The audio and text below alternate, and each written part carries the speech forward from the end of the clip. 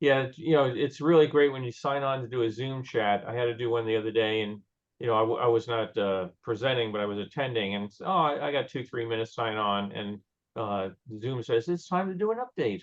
So great fun. But today, as I said, we're going to start with a whole bunch of videos, old home movies. As people might recall, a lot of times I'll buy a film of one thing and you find other neat stuff on the reel. And let me get this one started here.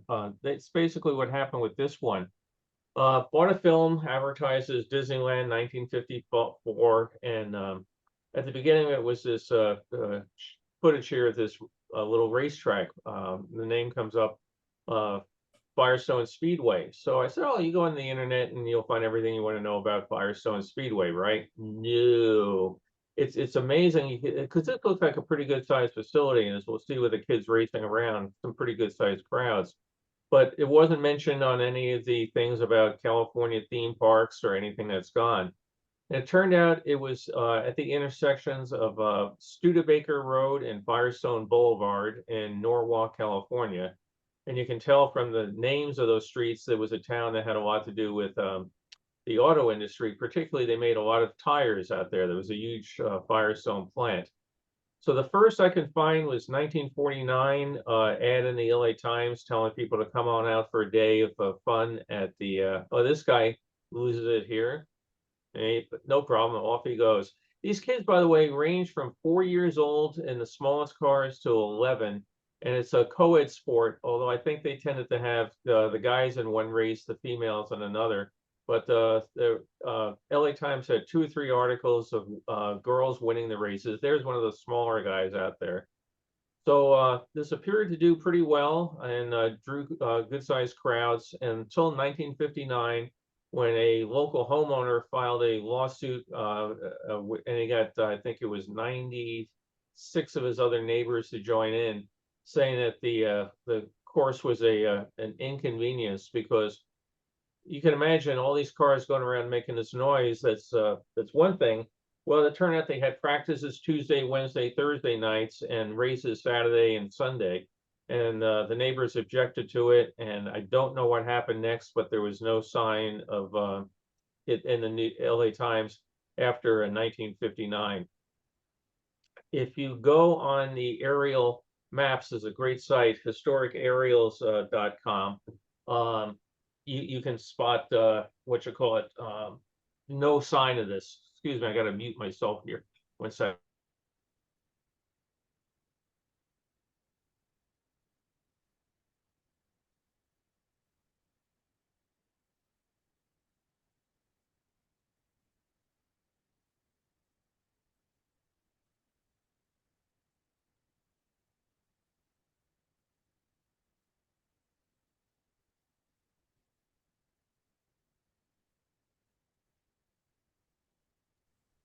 Sorry, I had a phone call. We live, unfortunately, near a facility that emits odors, and last night it was emitting one of the worst odors ever, and the air quality people were just calling me back, so I just needed to chat with them real quick. But anyway, if you look online, I could not find any signs of this raceway, even on aerials taken in the realm that it was supposed to be opening. I did find on a site, if you look up midget racers, there's somebody had a site about them, and so they were saying that they raced at this course during this period of time, and 2 guys were saying, "Oh, I remember racing against you," that sort of thing, and a couple guys still have their cars. So, as one guy said, it's been in the garage and hasn't done anything for years. But there was a company that made kits, and you could buy the chassis for these cars, and then you could buy all sorts of add-ons and things to modify them. And they did have certain standards, so the engine couldn't be over a certain size, and you couldn't go and stick, say, for example, a V8 in one of these. But the kids all seem to be having great fun until, whoops, trouble in the infield.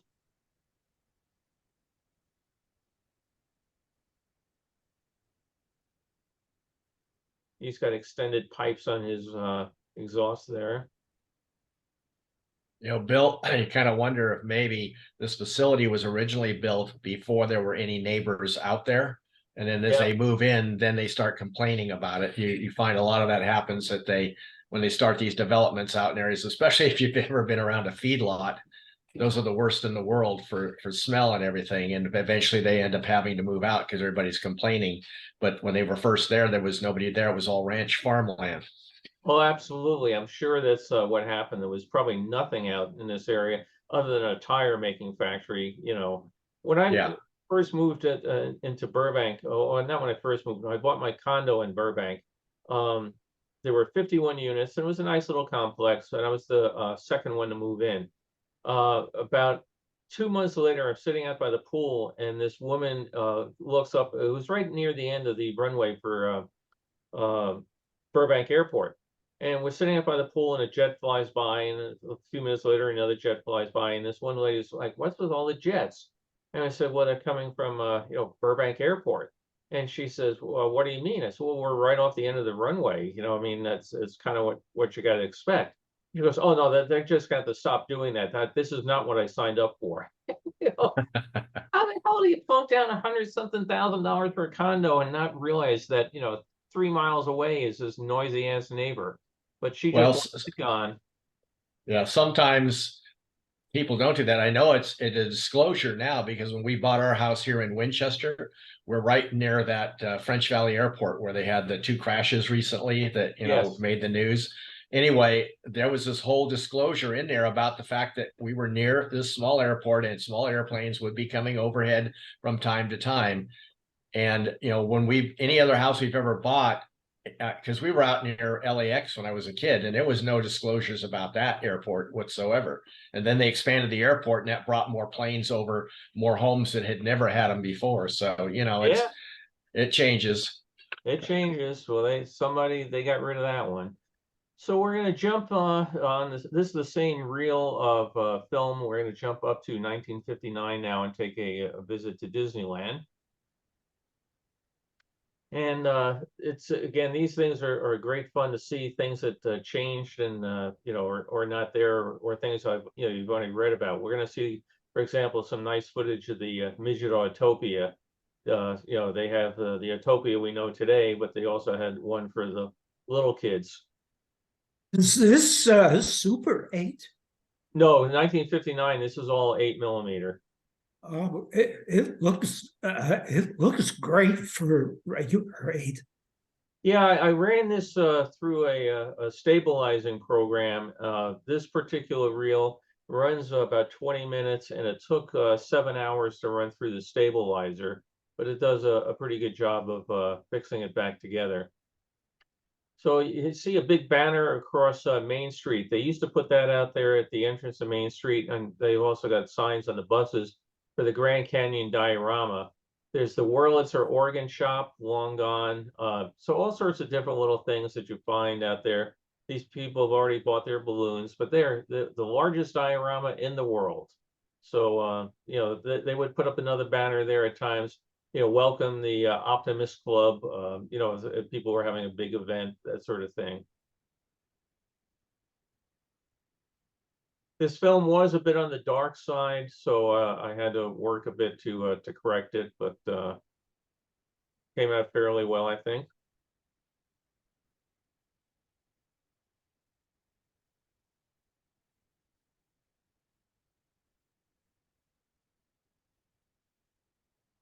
Today, hardly see these vehicles out at the park at all because the road just gets so crowded. Main Street fills up with people. You can't even get a vehicle down the street.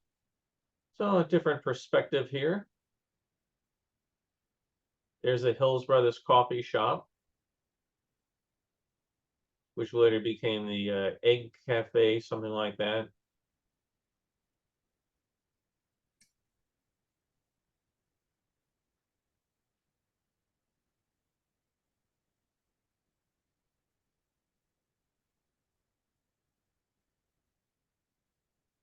It's interesting. I posted a picture on Facebook on the Disneyland, vintage Disneyland site, and it had one of the omnibuses going by. And somebody said, "Oh, I've never seen a double-decker bus at Disneyland." I said, "I don't know where you've been."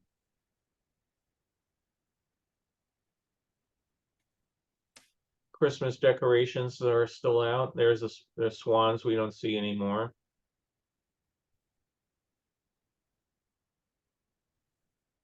And construction going on in the back. Anybody want to guess what they're building?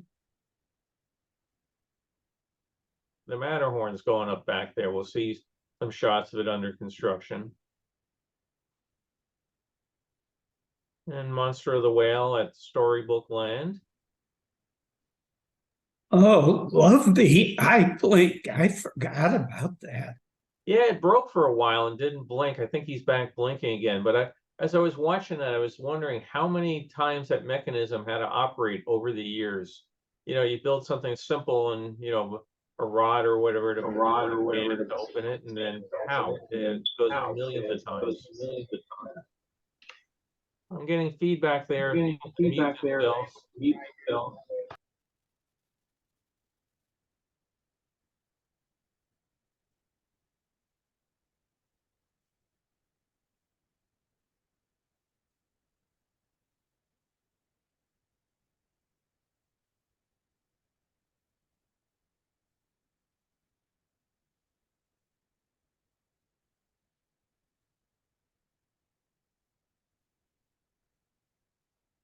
Teeter Rock out there on Tom Sawyer's Island, the sort of thing they had to immobilize in later years because somebody pinches their finger in it, they'll sue.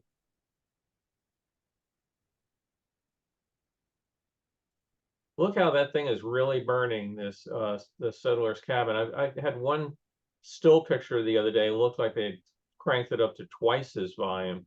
But there's our dead settler. If we're gonna make our usual Disneyland bad jokes, he's wearing his Arrow shirt. Does anybody know if they still sell Arrow shirts? Is that still a brand? Or Friendly English Village? It used to be Arrow and Van Heusen. Yeah, don't know if they're still with us or not. Again, a simple mechanism, the dog wagging its tail. Think how many times that thing has to operate over and over.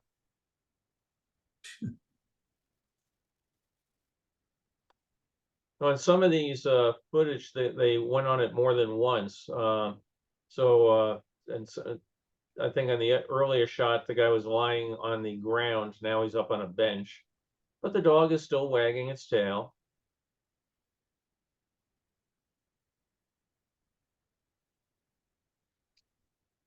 Stagecoach, that was a popular ride going through the Nature's Wonderland area until it got too top heavy because everybody wanted to ride up top for a better view, and horses got a little spooked or went a little fast and fell over. Some people got injured, and pretty soon no more Stagecoach ride. And we're aboard Mark Twain now. The park's only 4 years old, the park at this point. Yep. It's still almost got the what you call it, the new theme park smell to it, right? Right. Indian War canoes, later rebranded as the Davy Crockett Explorer canoes. Well, this kid doesn't at times look like he's having a real good time. We're going to see him over and over, and he's like, I want it now. Pat Casey, the guy that ran the horses out there at the park.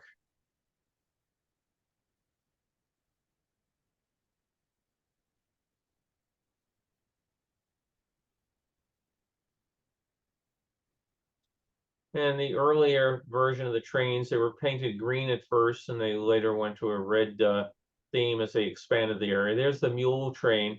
Mentioned in prior talks, those paths are still there when I started working at Disneyland in 1976, and it was a great way to walk around and explore this whole area on the days the park was closed. Some of the teetering rocks.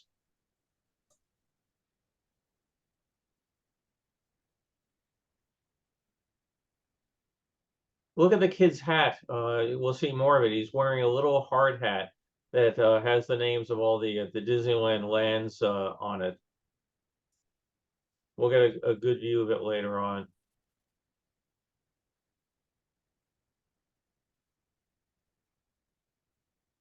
Plantation House restaurant in the background.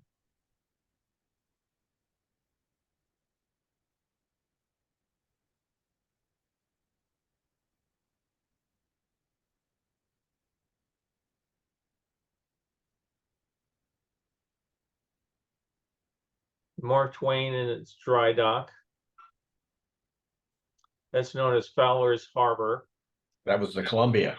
What, yeah, I'm sorry, the Columbia, sorry, right. I think it might have been being built because the masts were only part way up. So it might Yeah, have that's been what I under was wondering. construction. I was wondering if the guy's got his film out of order. The kid, whatever he wants it now. But you know, that's exactly what I did notice that too. I was wondering if it was being built. We already early in the film saw it, you know, sailing and the people on it. But I don't know if he's now managed to put his films on. They're on a 400-foot reel, and I can't guarantee what order he's put them in. Yeah, but Admiral Fowler, he wanted a dry dock, and Walt didn't want to spend the money on it. And Fowler convinced him that they needed it, and turned out to be a good thing he had convinced them to spend the money, because otherwise they'd have no way to do any work on the undersides of any of the ships.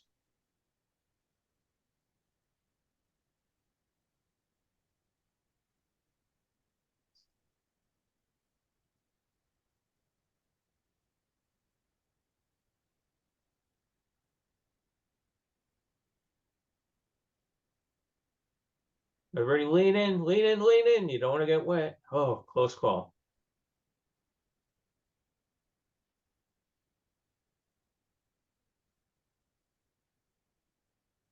Yeah, when you stop and think, 4 years ago, this was an orange grove. It's kind of amazing what they pulled off in a very short period of time.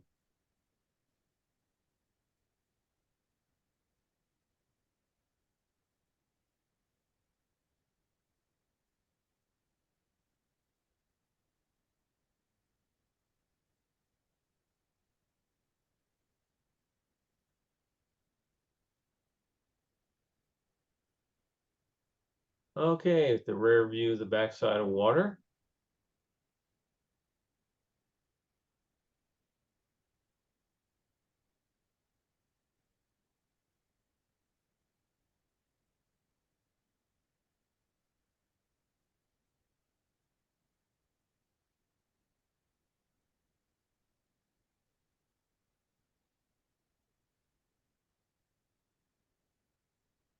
Aside from the brightness, did you have to do much color correction on this one?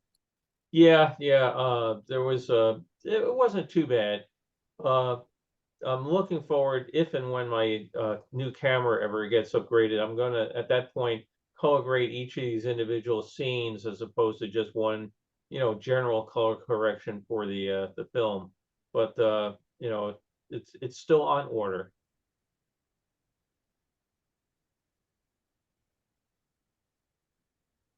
The Alice ride, back before they had to put guide rails in to do manual evacuation, so it looks different now with rails out there.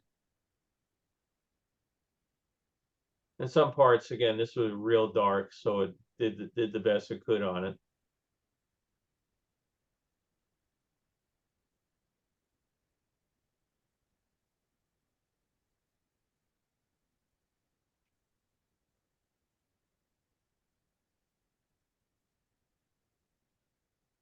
Now these Dumbos still had the mechanism in them for the flappable ears. You can see the seam at the edge of the ears where it meets the body. But as you watch the video, I don't think they were working. They probably at this point in time had taken the mechanism out for weight, and they later recast the Dumbos as solid without the movable ears. It was a great idea that as you'd fly, you know, Dumbo's ears would flap to make the kids think that's how he was flying. And turned out to just added too much weight. So you put a, you know, adult and good sized kid in there, it would not get up off the ground. So it wasn't too exciting a ride to go around at ground level. So they had to take the motors out.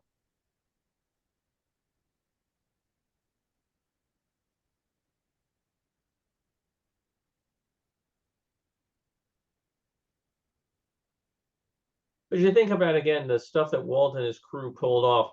You know, there's been other rides like this, you know, all sorts of things where you're in a little spaceship or a little helicopter or anything. But, you know, wow, they thought you could be on a flying elephant. You know, they really came up with some great concepts and ideas that, you know, changed it from, say, an amusement park into a theme park where, you know, you just, you know, so immersive. Oh, here's the Midget Autopia. This is the one that we saw, that's been moved up to Walt's hometown in Marceline. So this was one for the smaller kids to get into. They're on a rail and it's electric little cars zipping along. But they must have thought they were really pretty good, because in the regular Topia, Dad had to be in the car with you.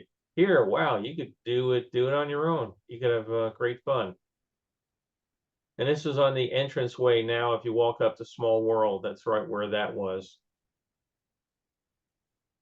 And we've hopped over to Tomorrowland. Big ring there in the center. People would fly model airplanes, and they had model boat demonstrations, various odds and ends there. No Matterhorn, we're going up to what's called Holiday Hill, looking down at the one of the two Autopias.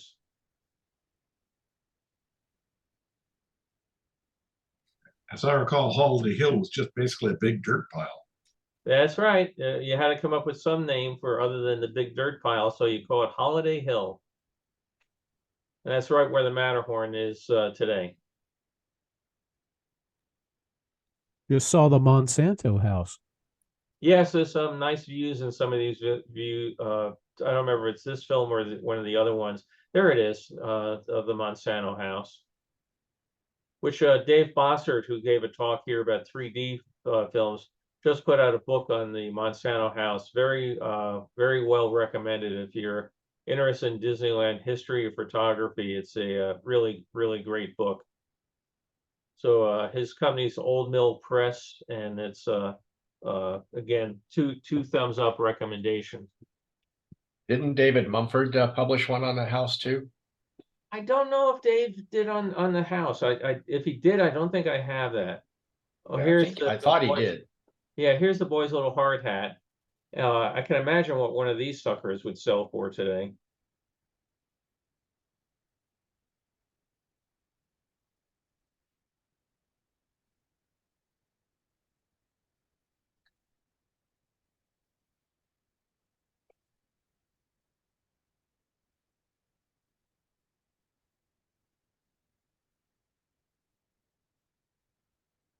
I should have told everybody to take their Dramamine before we get into this section.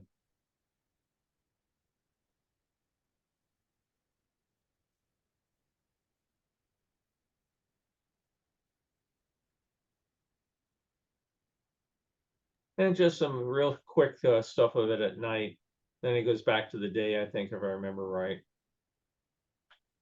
There's a real art to shooting a kid on a ride. When my kids were young and they were at Disneyland, I would get on the ride with them, so on the carousel, you don't get dizzy like you just did a minute ago. Right.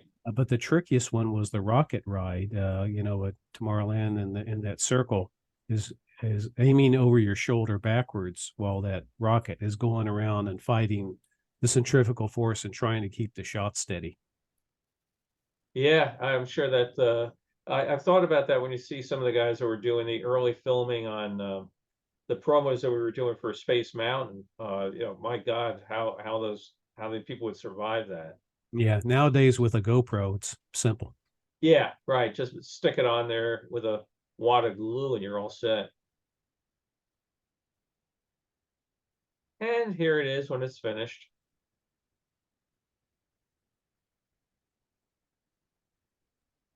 So Looks a this little was bit better. obviously many trips over many years. Yeah. Yeah. Either that or they were very, very quick. Well, you can see the kid grew up, and that last time he was on the merry-go-round, he had grown up. The little hat wouldn't have fit him anymore.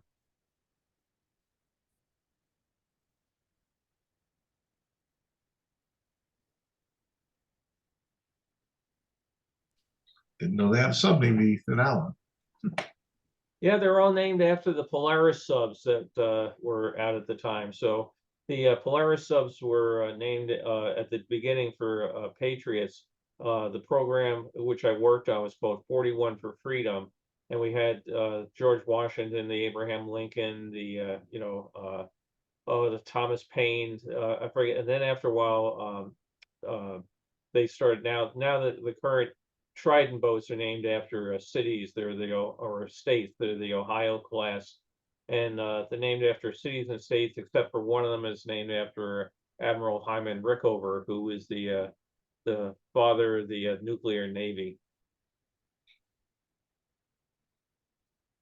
So Disneyland's renamed all the subs since then. You know that they all have the bright yellow paint scheme and some generic name like Deep Sea Explorer or Deep Quest, or they got rid of the link to the ICBM program. Seaview. Yeah, Seaview, right?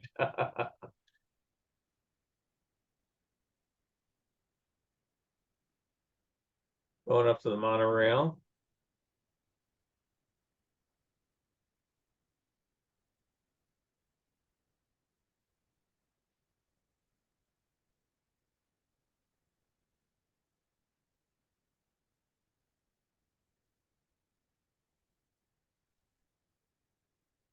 Going past the Matterhorn on the monorail. Watching those going in and out of the waterfalls, I remember people who would ask me, so the boats go underwater after they get inside the building? Yeah, yeah. There's the helicopter that used to have service to Disneyland coming in from LAX. Yeah, they canceled that after it crashed. They actually crashed about 3 blocks from my grandmother's house. Oh, wow, pretty close. Yeah. I thought this guy did a good job here with the telephoto lens of getting the climbers up at the very, very top of the Matterhorn. It's a pretty distant shot, and he was pretty steady on it. Doesn't it look like it'd be a hell of a great job? The motorboat cruise, it's funny, I took my staff from England one time to Disneyland, and you had all these, computer programmers and, generally reserved Brits. They were out on the motorboat cruise acting like 12-year-olds. I got some great pictures of them having fun on it. But again, for a kid, you go, oh, here come the rapids. The water's all bubbling. Oh my goodness, we made it through there. You felt like a pretty brave skipper.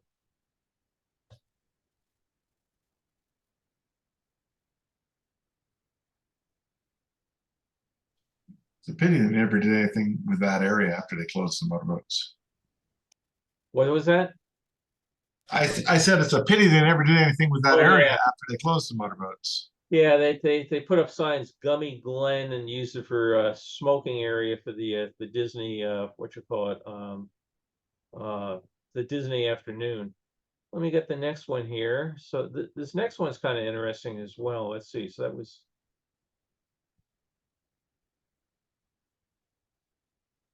So this starts in December 1963. This was an interesting reel. I got this off of eBay, and it had a label on it saying something in Japanese and the word 1955. Well, I couldn't figure out what it was. One of Carol's friends is from Japan. She said it said Japan, but then she couldn't make it out. And then she had some other Japanese friends read it, and it said Sumo. So we'll get to that part in a second. It turned out not to be from 65, like the can said. So we're starting here with December of 63, people coming in for Christmas time through the main parking lot, lining up for the ticket booth. So some things have never changed, right? We still get lines they're going in. But I bet every person visiting that day was thinking about President Kennedy. Yeah, probably not too long thereafter. Yes, probably on people's minds.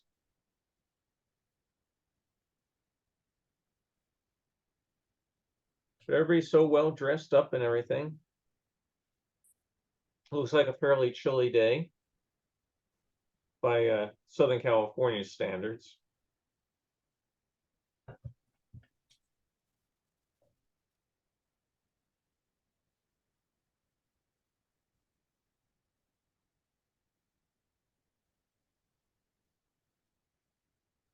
There's the Monsanto house. We're getting ready for the Christmas parade.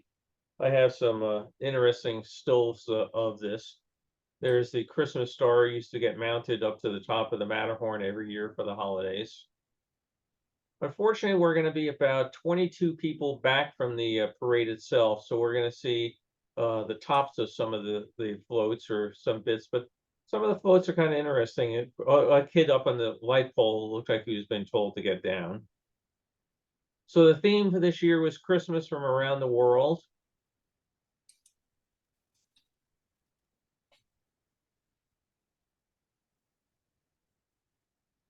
I'm sure she was just thrilled to be in the parade.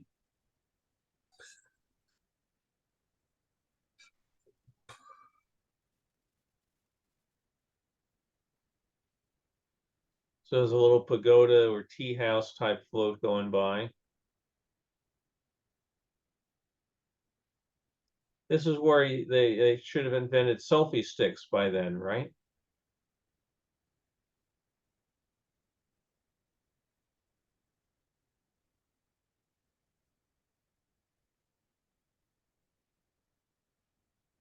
So Mexican themed group going by.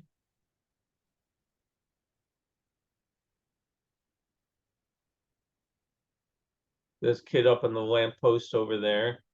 Now we get the cowboys and cowgirls. Oh, looks somebody dressed as Santa.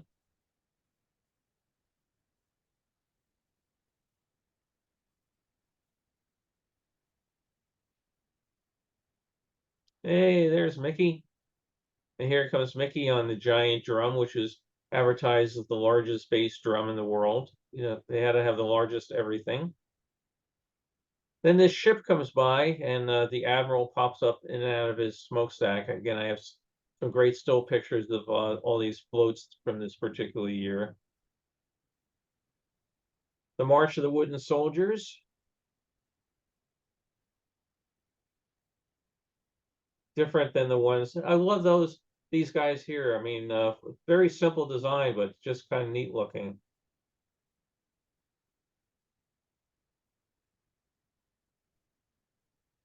And finally, the real Santa comes by. And it's time to see some more of the park.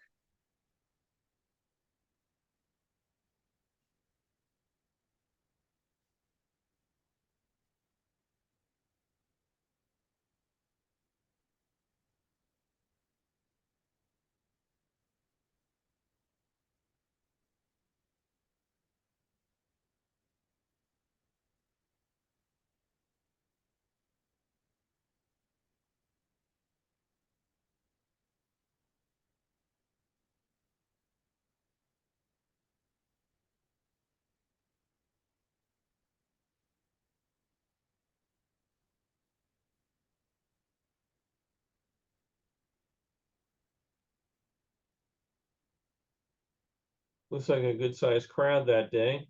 Probably the parade's just ended and everybody's marching into the rest of the park.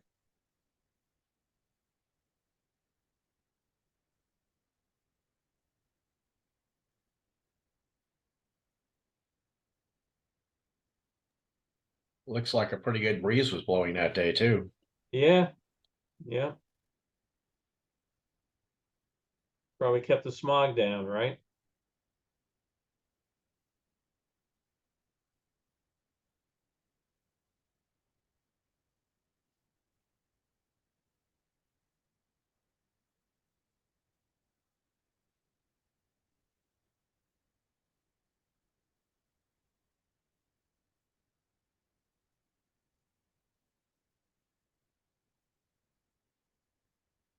We're almost done with this section, and we're going to get into the 1964 part, which is really interesting.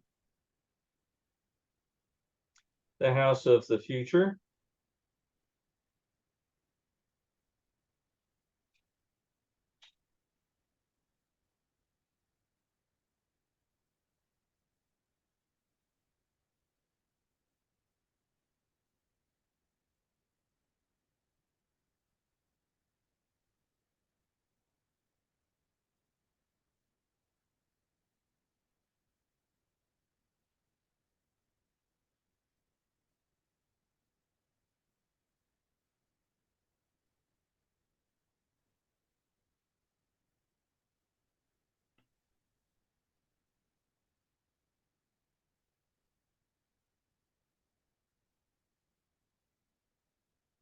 I said when I redo these, I'll color correct them scene by scene. rather than just the generic fix, so the mountain won't have that yellow hue to it.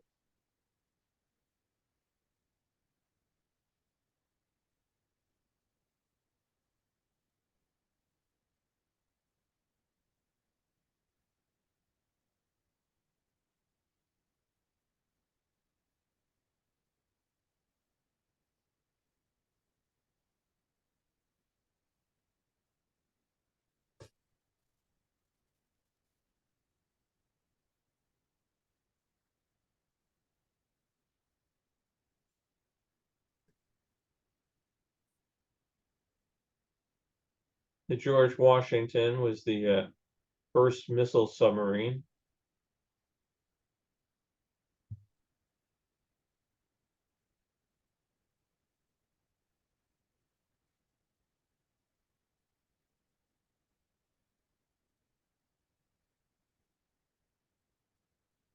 Nautilus, the first nuclear submarine. The Nautilus is still on display in Connecticut. You can go and take a tour of the real Nautilus, which is kind of neat.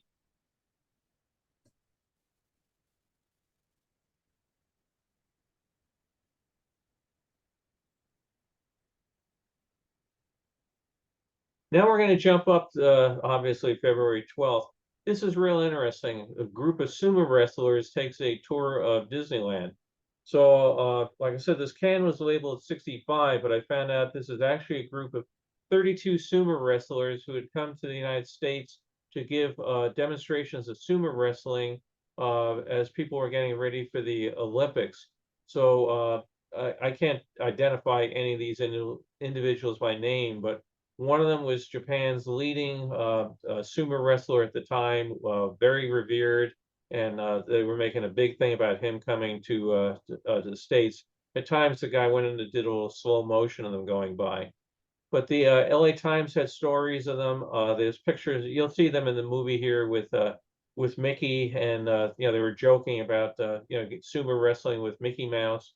The LA Times had pictures of them. They also have them downtown at the Music Center and Alvera Street, and you know, typical tourist places going around. But if you've ever been to sumo wrestling, these guys are very big guys. They said some of them can you know, be approaching the 400-pound mark.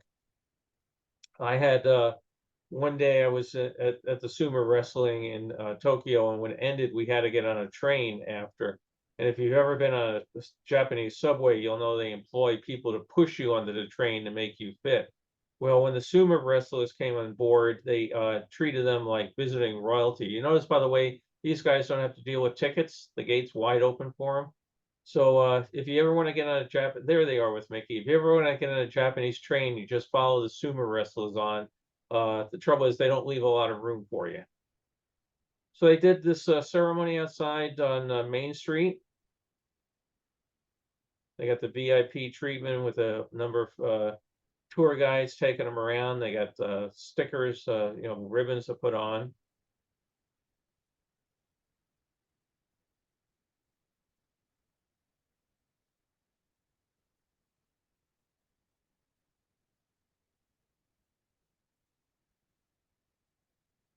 So off we go for a train ride. I can't wait to see him get on Dumbo. I don't know. I don't recall them getting on that one.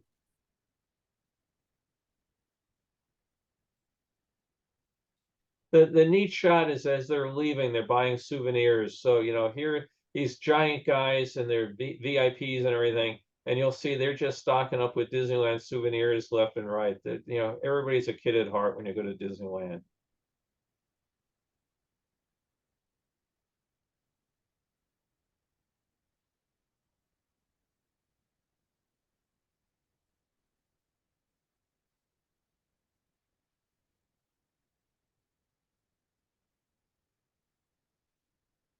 Yeah, one of the newspaper articles estimated their total tonnage. I don't remember what it was, but 32 of them, they're big guys.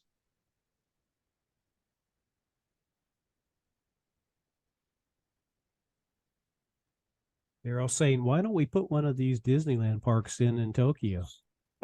Yeah, then we wouldn't have to come all the way here just to do this. What an idea.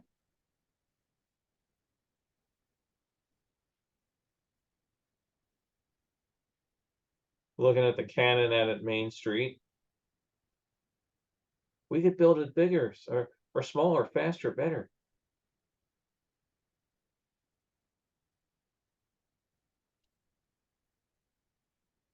I'd love to find out who the tour guide was and see if I could get her a copy of this. I couldn't quite make out the name tag. Maybe when the 4K camera comes in, I can get it. Now I feel bad for this horse.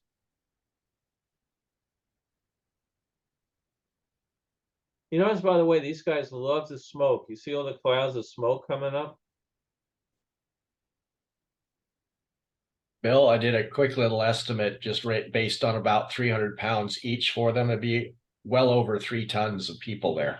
Wow, that's a bunch of people. Yeah. We'll see if the Mark Twain lists to one side, right? As they run across to see the site on one side and then run back across the other side. Well, when they first opening day, they almost sunk the Mark Twain because everybody got on the one side. They wanted to be on the camera side. Then they had to realize about putting more ballast in the keel.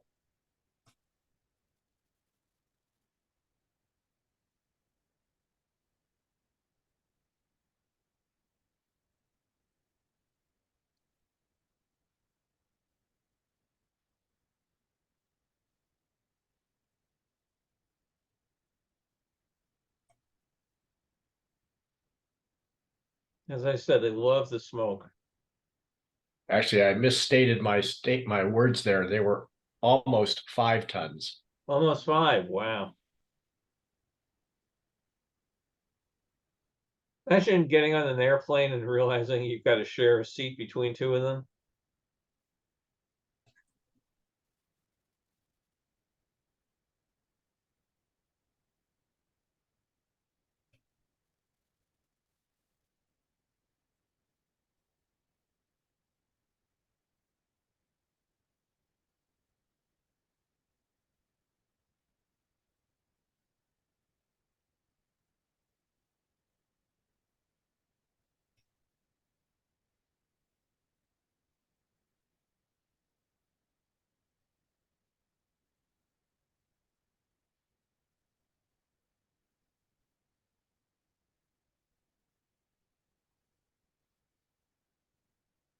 Here they come, none the worse for wear.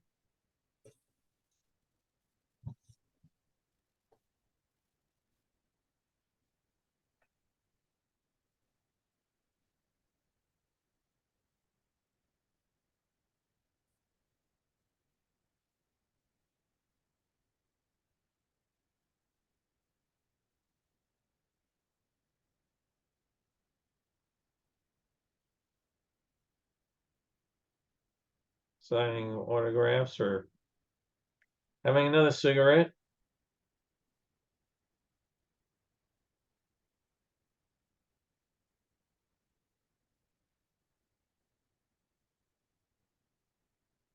Do they purposely pack on the pounds just to be a sumo wrestler?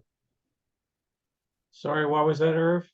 Do they purposely put on weight just to be a sumo wrestler? Oh yeah. Yep, they have training camps and everything.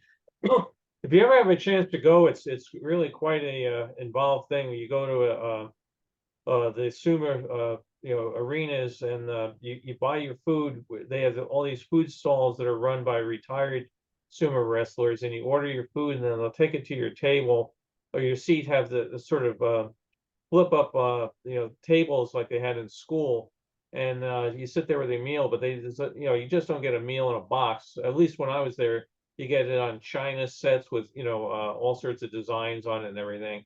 And then there's a whole ritual where they come out, where the Shinto priest comes out, blesses the ceremony and blesses the performers. And so I'd say it's probably 50% theatrical and 50% actual competition. So it was really, as a Westerner, it was very entertaining to see. Anybody else been over to see the sumo wrestling? What advantage is it to have all that extra weight? Oh yeah, I mean, you figure if you're if you're 200-pound guy trying to push a 400-pound guy, good luck, you know. I mean, just sheer inertia is on his side. But they come and they spread like rock salt or something out on the stage so they get extra traction, and then they sweep it up and get everything set for the next thing. But the idea is you're in a ring and you've got to push the other guy out of the ring, and you know, lots of pushing and shoving, and you know, going back and forth, and then the guy get out, and then watch these guys here. They're gonna get a hell of a jolt. Bam! Makes you I wonder. was going to say it's not takedown wrestling. It's actually pushing, and that's where the weight comes in. And they Right. did have weight classes. If you notice some of those guys walking around, you saw some much smaller guys. So you have like your heavyweight division, your middleweight, and your lightweight Yeah. division too. Yeah. The lagoon without water in it. I thought I saw the subs poking out of the water there. Yeah. Yep, the whole thing is empty. So trying to do a refurb on it.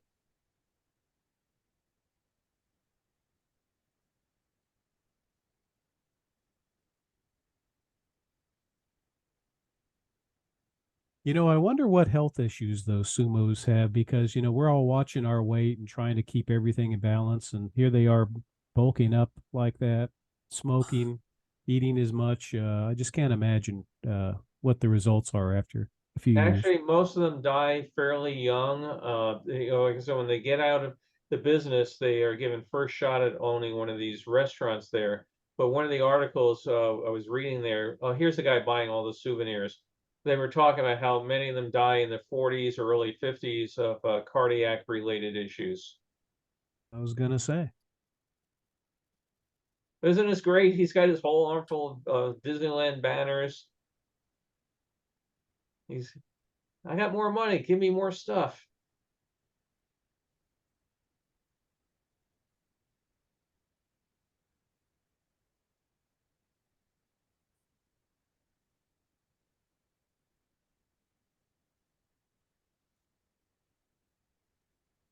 Look at the big hairdos on the gals there, a little hairspray at work.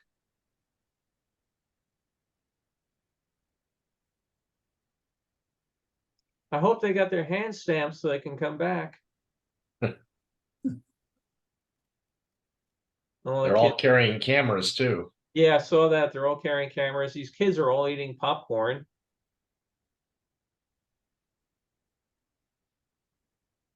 The tour guides escorting them back to their transportation.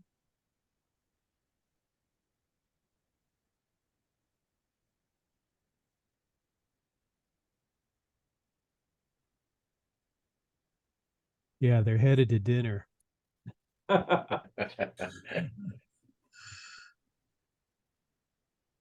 Imagine being the manager of an all-you-can-eat buffet and these guys come in. It happens. You ever see these people at those buffets?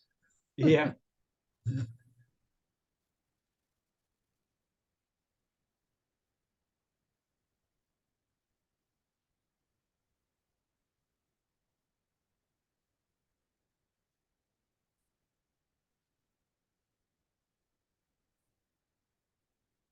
And we're going to jump from this one over to another film in just a moment.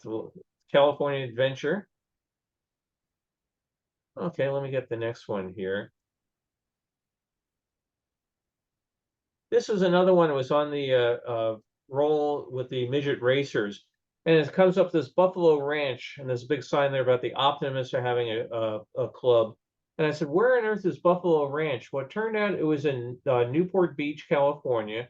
And this guy from Kansas City owned a place where he raised buffalo for the meat trade. And he decided that, oh, maybe if I build a Western town out in California, I can bring people in there. So he opened this up in 1954, got a lease from the Irvine Land Company, and built this theme park. This kid's really good with a gun here. We're going to see him giving us a demonstration here.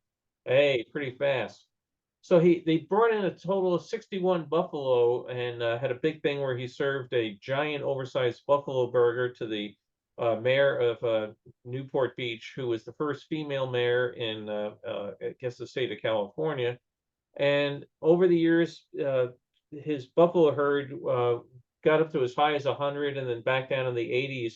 And somebody asked him, what's with the herd? I thought it was 61, and it went to 100 and it went to 80. And he said, well, yeah, we got up to 100 because, oh, this is a little tractor ride the kid's on. Because we got up to 100 because the buffalo like to breed. And then someone says, okay, what happened? How are you down to 80? And he says, people also like to eat buffalo burgers. So he would periodically cull the herd. Now, when in 1959, the Irvine Company decided that the land was too valuable to use for this park, so they canceled his lease. And he said, okay, he didn't want to take the trouble of transporting the remaining buffalo back to Kansas City. And he said anybody that wanted it could have a free buffalo with the provision that you don't slaughter the buffalo, because he felt by that point these guys had been survivors. They were like pets to him.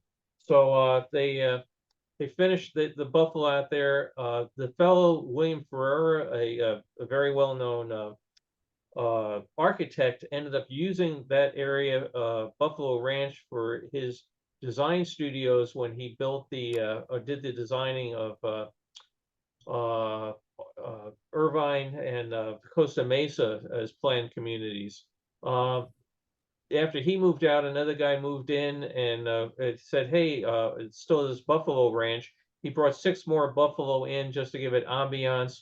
Over the years, they canceled his lease, and they took some of the Buffalo Ranch buildings and moved them out to the Orange County Fairgrounds. So until I found this movie, I had never heard of Buffalo Ranch. We're going to hop to another one right now. This is a souvenir film with sound. So let's take a visit for Disneyland from Dream to Reality. The ghoulish haunted mansion inhabited. Here we go.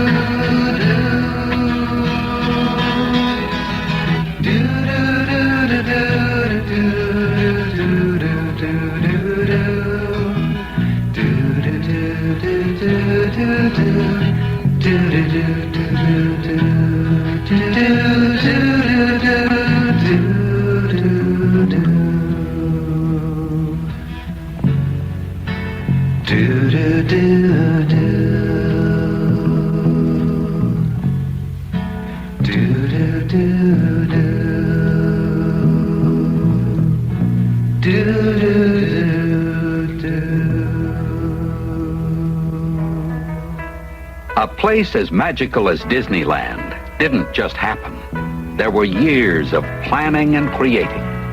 But even before the first drawing, there was Walt Disney's dream. Well, it came about when my daughters were very young. As I'd sit there while they rode the merry-go-round, I felt that there should be something built where the parents and the children could have fun together.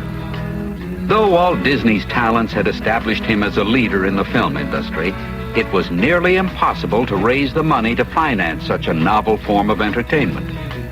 Disneyland was soon referred to by many as Walt's Folly.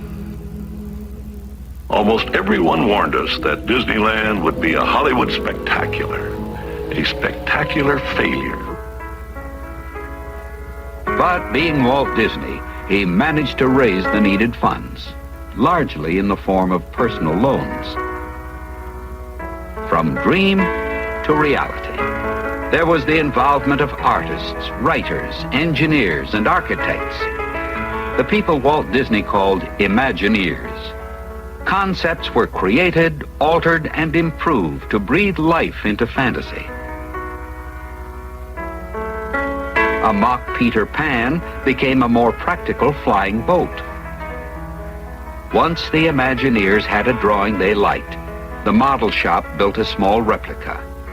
When that was approved, it was full speed ahead.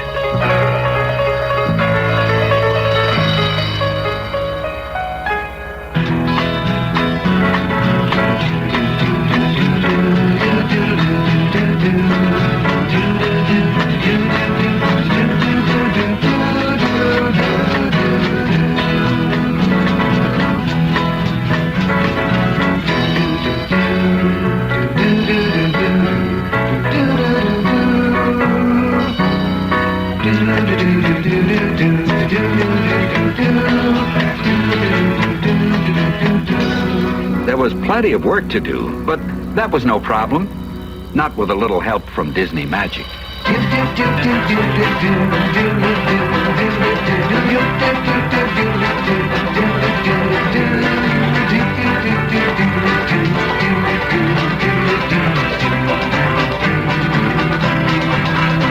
Phew! And the final touch, the brass ball high atop the Disneyland flagpole. Through this historic television footage, we're able to join the opening day celebration. Exactly a year and 1 day after Disneyland was no more than a drawing on paper. I remember when we opened, if anybody recalls, we didn't have enough money to finish the landscaping, and I had Latin tags on all of the weeds. Whether ready or not, Disneyland was a fantastic success. The festive feeling of opening day has always stayed at Disneyland, where every year has brought something new and exciting. And every day is a holiday. From grand parades in the true Disney style, to Main Street's pancake races, where guests try their hand at this unique sport. From Zorro against the Spanish Guards, to colorful mermaids dancing in the clear lagoon.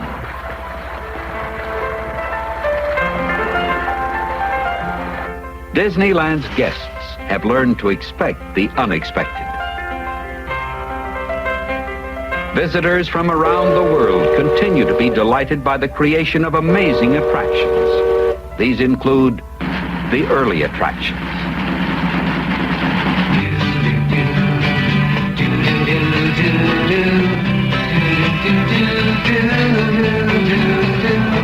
Then the Matterhorn, the monorail, the Skyway, Autopia, the delightful and colorful Enchanted Tiki Room, and great moments with Mr. Lincoln. On the opening day of It's a Small World, thousands of guests viewed the ceremony. Here, children from all corners of the world add water from their countries to the waterway of this attraction. Further innovations have led to the creation of the Pirates of the Caribbean, the ghoulish haunted mansion inhabited by 999 ghosts,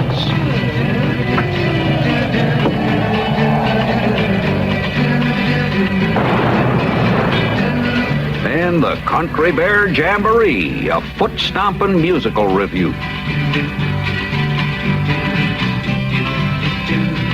And America Sings, an animatronic sampling of our musical heritage. Being a creative lot, the Disney Imagineers continue to dream and build exciting attractions, such as Space Mountain and Big Thunder Mountain Railroad. Now, with another touch of Disney magic, we say goodbye to the daylight and welcome evening into the Magic Kingdom.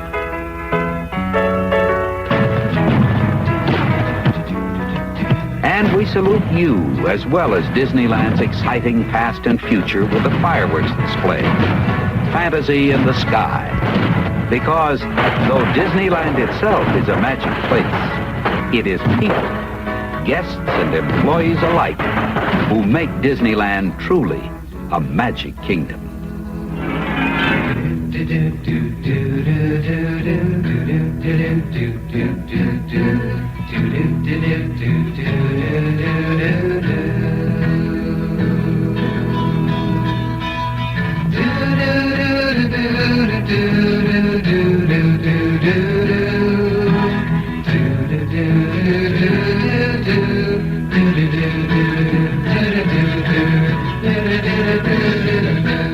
It all started from a daddy with two daughters wondering where he could take them, where he could have a little fun with them too.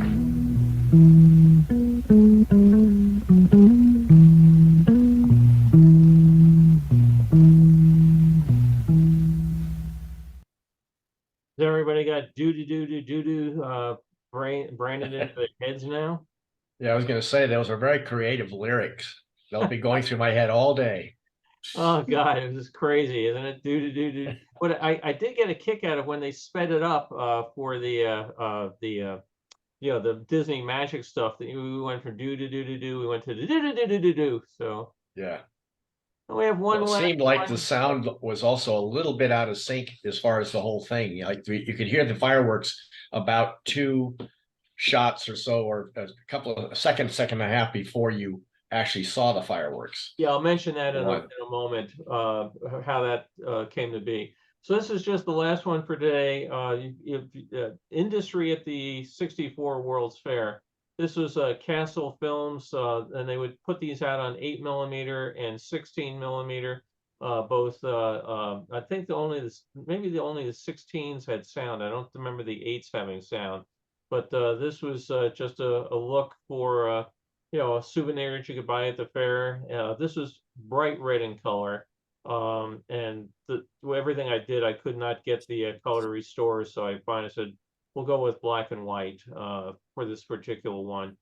Some of the other films like that, the Disneyland one we just saw was also bright red, but sometimes you can fix them and sometimes you can't. But I'll talk more about that Disneyland one in a moment. So anyway, we're at the fair getting an idea of all the industrial giants that were at the fair. So we get some great exhibits to tell us on. You can tell the quality control, these things are great. They couldn't even bother to focus or center the exhibit titles. We're inside the IBM Egg right now. They had about 20 different screens in there of things would happen. There's the live post just off to the side there, and tell us how computers do all these wonderful things for us. And we hop over to DuPont for the wonderful world of chemistry.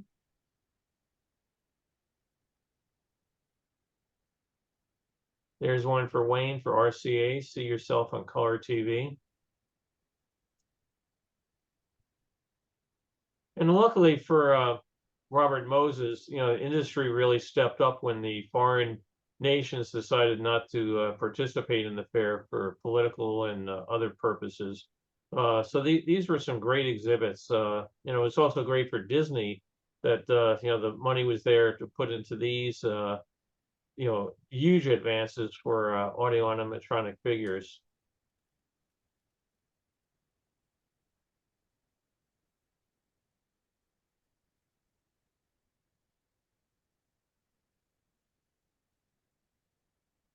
What year did you say? This is 64. Okay. So It's this sometime after the opening, because the sign at RCA was changed to the later text. yes, right. Yeah, it's one of the ways you can start dating the film pictures of the fair is by what the signage, stuff like that. Yeah, I don't see it. I'm holding the box for this in my hand, but it doesn't have the exact date on it. It's just Castle Films, number 9105. Industry at the New York World's Fair, 8mm color headline edition.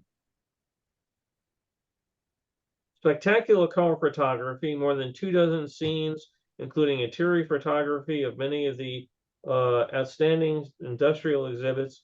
GE, Tower of Light, IBM, Johnson's Wax, DuPont, RCA, Ford, GM, NCR. So there we are. Yeah, the Disneyland, Disneyland from Dream to Reality, that was an interesting one to work on. I have it as a 8mm silent film, and when they sold these, for whatever reason, they sold them 8mm silent and color and sound, but they have different running times. And why on earth they did that, I don't know. So I was able to restore my pictures, but now I didn't have any sound. Well, there's a guy out there on the internet had a copy of the sound film on YouTube, which was bright red, terrible. I mean, fuzzy. He did it like 8 years ago or something. So I took his sound and my picture and put them together. They do vary. I do need to work, because they'll say something like you said, the exciting Pirates of the Caribbean. pause, pause, pause. There's the pirates, the wonderful tiki birds. So I do need to sync them up, but I am going to redo these things all at 4K. So you get to the point at one point you say, good enough for now, it's close enough. That's a very hard film to find, by the way, because it was sold during the 25th anniversary year at the park, and it was sold with special 25th anniversary logo on the box. Well, and then so a year later, now it's passé. So Disneyland doesn't want to sell stuff that has a big date from last year. So the film was only sold for a relatively short period of time, making it one of the harder ones of them to find. So again, I got a kick out of watching some of these. The Sumo guys were great. I mean, I love watching them, and the people's reaction as they go by. You see like the Matterhorn, pass you by. Matter of fact, we were in Japan one time. We went to Tokyo Disneyland, and this guy Bob that worked me was a big British guy. He was about probably 6'2", but a big guy. And we were at the restrooms outside the castle there, and there are all these little Japanese kids looking and staring at him. And he says, what on earth are they saying? What's going on? And I said, well, I said, my Japanese isn't as good as it could be, Bob. And he goes, no, but some of it. What are they saying? I said, they're finding out how to do an ascent to the North Face. Going up to your head. Because Bob's got bright white hair. It was like so blonde, it was white. He's just this big guy, and they were all looking at him, and I said they should just think of him as a sumo wrestler. He was a big boy. But anybody else see anything that was new? I mean, the Midgetopia footage is kind of neat. That wasn't around too many years before it got taken out. And then it's again, it's fun to see things like the Columbia being built. I just wish the guy hadn't, spliced them all into one giant reel. So, out of order. Hey, Baron, see you got your hand up? Yeah, the only thing I wanted to comment on is in the earlier films with cars for the little kids where they rode separately was I remember riding in those little cars as a pre-kid and getting in, and I there were probably some dumber kids than I, because the steering wheels that they had in there, they just kind of spun around and round and round, and you knew that they didn't drive the car. And I kind of thought, okay, it's kind of silly. It's a fun ride, but it's kind of silly. But I just wondered if they were dumb kids who really thought that they were really driving the car with those steering wheels. And that's the only thing that kind of caught my attention with those cars there. It was a kind of a funny thing. Well, it's you go to all those kids. I took Carol and I took our kids to many kiddie parks. We have the same sort of thing. The steering wheel, just bolted to a thing, and obviously not connected to anything. But we were at Cadbury World in England, and they had a show where they would tell all the kids you have to do something, and they would say push the magic button in this very English accent. So, and then you realize the button, whether you push it or not, the show is going to do exactly what it's going to do. But all the kids, they're pushing this button 200 times a minute, jabbing it so their thumbs are bending back. They're trying to save the elf from the monster or something. So every time now, poor Carol has to put up to me. Every time we walk up to a crosswalk in a city, and you want to push the button to go across, I'll say to her, push the magic button. And in New York City, a lot of the buttons don't do anything anyway, so they're just there for a placebo effect. But the other thing was on the last film, which you said was the 25th anniversary film. Yeah. I was wondering about a date on that, and I don't know. Toward the end of the film, I kind of was able to pinpoint it because there was a guest there that was holding up an SX70, a Polaroid SX70 camera. And I thought, okay, well, this has got to be 1970, 71, because I believe that's when the camera had come out. So I knew, okay, this wasn't 69 or anything like that, and it certainly wasn't 74, 75. But then you had mentioned that it was the 25th anniversary film. The conversion to black and white, I think, is superb on that particular film. That you said was that you had a hard time color converting. It was all red. Actually, it made it a little bit better. The only thing I thought, geez, if you could add a little contrast to it. Now that it's black and white, it may, it may enhance it a little bit more. But apart from that, I thought the black and white conversion actually made it easier to watch than trying to watch it being poorly converted from a poorly, aged film, or, that had been turned red. Yeah, I appreciate it. When I first scanned it, it was bright red, and I rescanned it, bringing red down, green and blue up, and then ran it through the color correction program, and it still didn't come out too good. So I just turned the saturation down on that. And what I'm going to do is rescan it. The scanner does have the ability to scan in black and white, and that will improve the contrast. But since I just finished doing that about literally 8 minutes before we got started today, it's that's on my plan B list. So, but did Joey take care of that thing we were talking about? which one would that be? Well, the one in the airport. Oh, no. For the people that don't know that one, back in 9 years ago, it's hard to believe, for the 50th anniversary of the World's Fair, the Port Authority of New York and New Jersey wanted to celebrate the World's Fair. So they asked if I would help them, and they would do these standees. Matter of fact, let me see. I'm sure I can find the picture here. Let me just get it here 1 second. So they asked if I would help them with these exhibits for the World's Fair, celebration of it. So let's do that. Be under iPhone pictures. Oh, here we go. Oh God, finding this thing is going to be hell.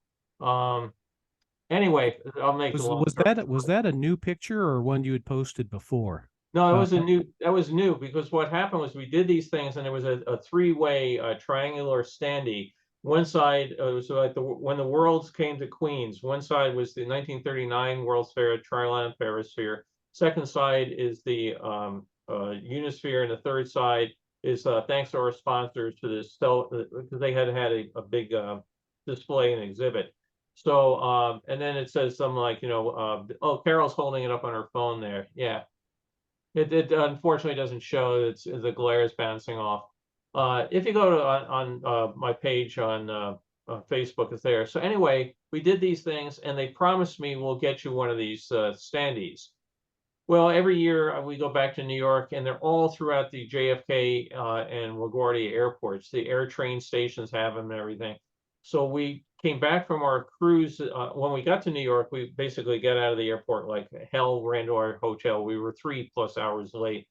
Coming back, we go into the airport, and Carol says, "Look what's over there." And there's one of the standees still standing there. So I walked over and I picked it up, and they're very light. They're on a foam board, and they stand about 6 feet tall. And I keep saying, I will pay a cash reward if anybody just happens to go into Kennedy Airport, picks ones up, carries it out, and I was joking about we were flying in business class. Could I stick a baggage tag on it and just get it sent out here? But I couldn't believe 9 years later they're still in there. So I just sent a picture of it to Bill Young, the guy I co-wrote the books with, and told him that they're. Let's see if I can find it here real quick. Okay. I have so many pictures I need to go and sort out. Excuse me 1 second. Call you right back, okay? Somebody always wants something. Anyway, I'll find it for the next time. Next Saturday, I'll show you the pictures. But it was great fun to walk in and see it. And like I said, I picked it up, and Beth found it here. Okay, let's see. Yep, there it is. So here, if you follow Beth's link to it, I'm picking it up and getting ready to carry it out of the airport. Thanks for finding that. Let me just see what else was in chat in case I missed anything. I'm sorry, I'm just passing time. I tell you, the song is bad enough, but when I had to work on it for about an hour and a half to get it to sync up as much as I did. Oh my God. And then when they get to the sped up section, oh, thanks, some variety there. Wow.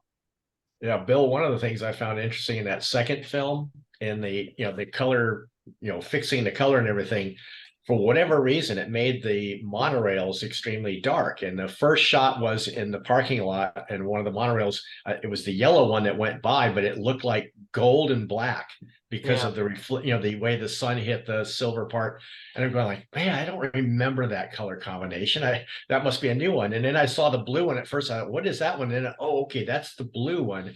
Then I realized, seeing how dark the blue was, that was the yellow monorail. Yeah. Because it really looked very good. It was kind of neat looking in one sense, but I just didn't remember that color at all.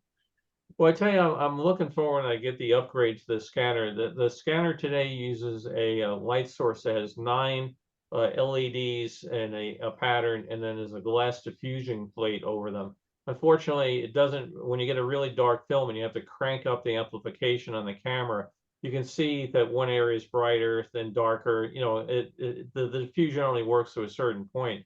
The new camera has a much higher rating as far as light sensitivity, but the light source now uses a grid of 81 LEDs, so 9 by 9 grid there. And I've taken films that I had done and sent to somebody that had the new system in their scanner, and the difference is just night and day. You know, it's like my first scanner was 720K. Now I'm running a 2K, and I look back at the 720Ks and go, terrible. Now you look at the 4K ones with the new 81 grid light source, and it's been on order for a year, and the guy had all sorts of problems with supply chain stuff and everything. And, you know, it's like, any day it's coming, it's coming. And I said, yeah, you know, it will be here someday. But then, unfortunately, I got to go back and redo all these damn things. So the one good thing, we were away for most of the month of October, and I came home, and I think I've got 24 more reels of film sitting in the box that came in just in the month we were away. So the trouble is, it takes a long time, like I said, to do the Jim Brown's put up one of the pictures behind him of one of the standees. Where and when was that taken, Jim? That was taken during one of the reunions, or the annual dinner for the paint crew. We were at the hotel that's near the World's Fair site, and those were one of those was in the lobby. So we dragged it over near to the Christmas tree so we get a shot of us with it. Unfortunately, in this photograph, it's cut off, but I think the actual photograph shows the whole thing. Great. Yeah. No, thank you. It's you know, I thought maybe you know, one of the guys took it and had it in their house. Wayne, you got your hand up? Yeah, I just wanted to mention, when the shots of the Monsanto house came by, I noticed the water pool near the base, and it immediately brought to mind the use of that kind of landscaping at the World's Fair. Well, I tell you that landscaping is still there to a certain amount today. When they tore out the House of the Future, it was a lot harder for them to get it out than they thought. They came with a wrecking ball, and literally the wrecking ball, you know, swung on a crane and bounced off. So they had to take the house down with chainsaws and cut it into chunks, and, you know, then rip it apart with excavators. They decided that they were not going to take the foundation of the house out because, again, you have this giant cantilevered structure. They had put a tremendous amount of concrete and steel into the ground to hold the house up. So they decided the easiest thing was just to leave it there. So it became just a garden area for a while, and then King Triton's Gardens. And if you're still on the line today to go into, I guess it's the Buzz Lightyear light blasters, the line goes around the edge of the building, and there's still a bunch of those, you know, flat concrete slabs and water and stuff out there. So a little bit of the House of the Future, if you know where to look, is the foundation is still sitting there. But again, if you're interested in that sort of stuff, I'll go grab the book 1 second. I have it sitting right in the next room. It's a great book.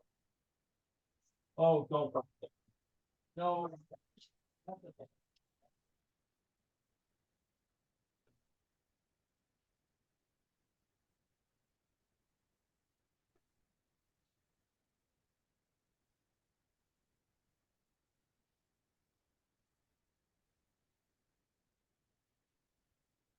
Okay, hopefully this will show up here.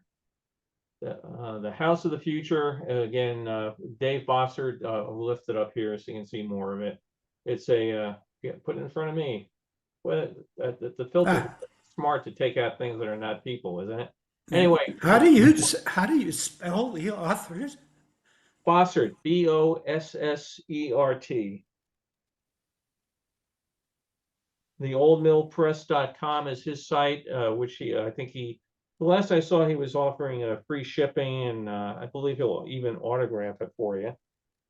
He autographed this one.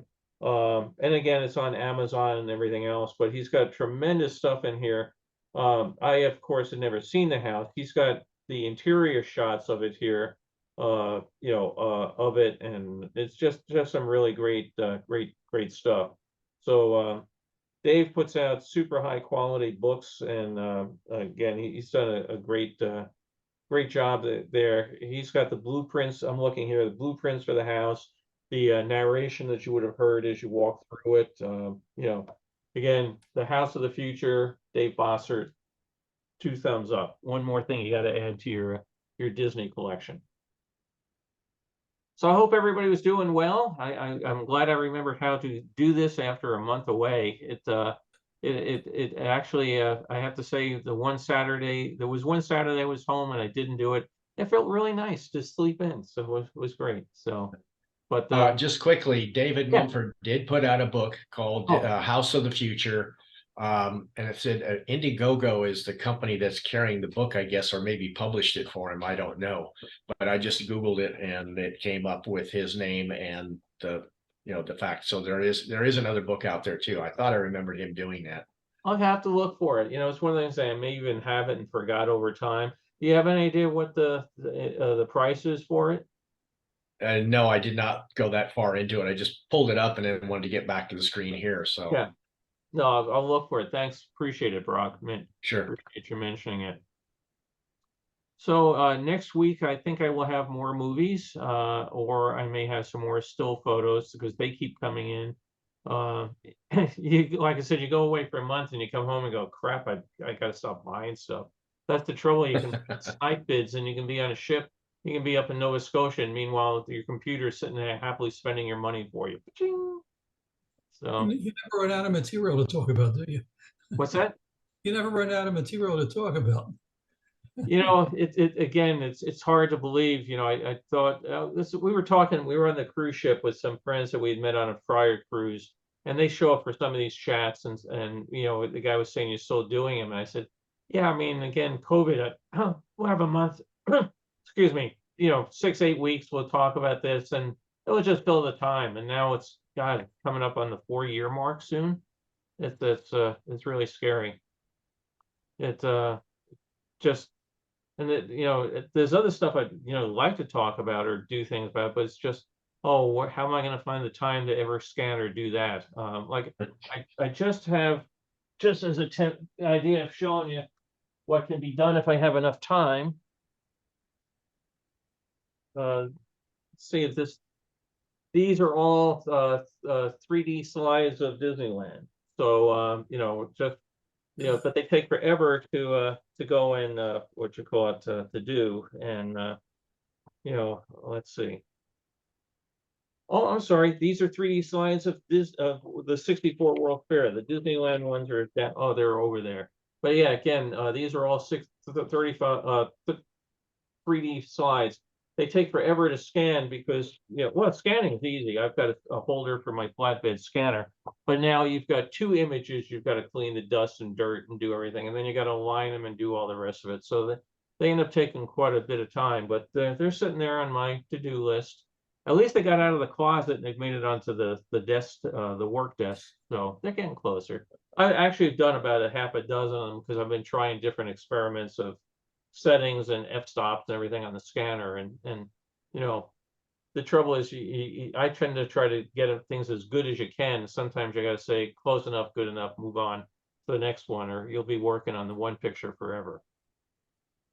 So I hope everybody's doing well. We're still we're going to be 88 degrees here. What was interesting is when we were back in New York, there's a set of webcams at a lake that I always like to look at, just because I can remember that town very well. And 3 days ago, the webcam is now showing snow all over the place. So, we were just back there. We had gorgeous weather. As I said, the trees are turning color. Everything was going great. But now the trees are all bare. It's snowy, and I'm sitting here going, thank God I moved to California. So Yeah, I'm in North Carolina near Charlotte. It went from 85 degrees down to 25 within a span of 24 hours. Now wow. it's up again. Right now it's 67 out and it's going back up to 80 again in 2 days. So it's been up and down, up and down. We wish we would have a cold snap here because I don't know where you are, Brock, if you have any. We have mosquitoes like we can't believe, and we never had them in prior years. When we moved here, that's one of the things I loved. I could sit in the backyard without mosquitoes. Well, these tiny little ones, they call them ankle biters. They're incredibly little small mosquitoes, and they came over, they think, in some shipment of wood from China, and they're everywhere.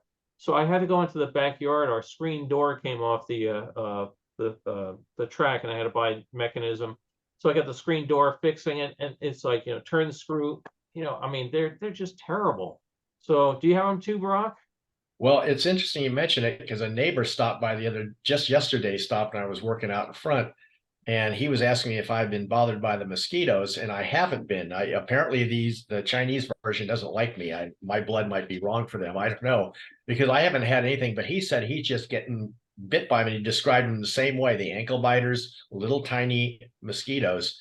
I had no idea they were mosquito had come in, from someplace. I just figured maybe because we had so much water earlier in the year, and then we had the hurricane that came through that left water standing in areas and stuff like that. And we've had a couple of other rainy days here that maybe that just brought out more mosquitoes or something. Didn't know that, but I personally haven't been bothered by them. And I've been outside working. Matter of fact, before the show today, I was out washing my car this morning early, and we're re-landscaping part of our front yard. I've been out there working and haven't been bothered at all. So I guess I'm just lucky. Yeah, if you've been getting a lot of rain and humidity, you're going to be getting mosquitoes. Well, they eat me and my son alive. So he got that genetic trait from me, whatever the thing they attract to. They showed up about 3 years ago, and the LA Times had a big article. And the trouble is they call them ankle biters because they are very small. They don't get real high, but they're so small they go right through people's socks and stuff like that. So people just getting bit. And Some people's chemistry just have a way of attracting those things. Your body chemistry can attract them, and other people never see them. Yeah. So what blood type are you, Bill? Red.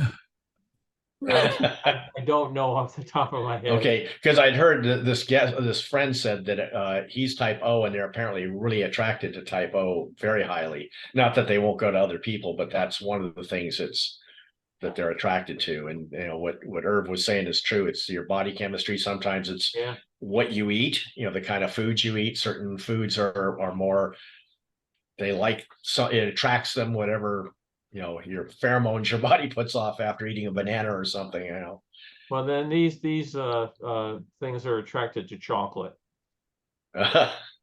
Well, see, should be a real, they should be happy with me because I love chocolate. I eat it all the time. I'm gonna get some now as soon as I get off this phone call. No, these things were really nasty. I mean, so I'm looking forward to the first cold snap, then that knocks them all out. It's just well, the good thing with this heat right now is even though we're getting up into the mid 80s and upper 80s at night, at least here where we are in Murrieta, it's getting down into the upper 40s and lower 50s at night. So it cools down nicely overnight. So the daytime, it'll warm up, but it cools off quickly. Yeah, we have that with real low humidity. We've been getting 40 degrees temperature swings between day and night. Yeah, this week we have one, I think it's Tuesday, Wednesday, it's supposed to hit 49. So it's finally going to the 40s at night. Yeah, and the humidity wise, we've been very dry. That's why they were saying we were like 6% humidity here a few nights ago when a fire broke out in an area east of us. Yeah, saw that. That was scary to watch. Yeah. So during the wind event. No. Well, hope everybody's doing well, and hope to see you again next week. Again, as in past, if there's a particular topic you'd like to present or discuss, or some rat hole you'd like to take us all down, please do so. It's it's always fun. I've enjoyed, the stuff that Jim's done for us, that Beth's done, it's all appreciated. It's, great fun to learn something new. And if nothing else, I can show you, all my travel pictures for the month of October. That'd be good too. I have to tell you, I really enjoyed the trip upstate New York, because, every time, in life, even like in the cruise ship, you got to be at the ship at a certain time. The ship's going to sail. If you're not there, it leaves without you, sort of thing. This one was like, if I want to stop, we'll stop. And I was in no hurry to get any place. We had the rooms all booked at night, so didn't have to worry about getting to a town and no room being there or anything. So it was just really relaxing. And I have the drone footage of the Hudson River, where upstate New York, the Hudson gets to be much, much, much smaller than down by New York. But there's one picnic ground right on the side of the Hudson River near North Creek, New York, that every time I go upstate New York, we just, buy some sandwiches or whatever, pull over, sit on the side of the Hudson, just watch, the river go by, the birds. It's so nice to get out of the city that it was, after 4 years of being here, boy, I needed it. You don't realize how much you need it till you need it. If you don't show us your travel pictures, whom else will you have to show them to? We'll look at anybody's pictures. Yeah. Well, I tell you, I had just bought a new iPhone. Got I had been an iPhone SE second generation forever. So I just bought the new iPhone, and it takes such great pictures. On this last trip, I didn't even bother to bring my my Nikon DSLR with me, because you can just whip it out of your pocket, and slow motion videos and all the rest of this stuff does.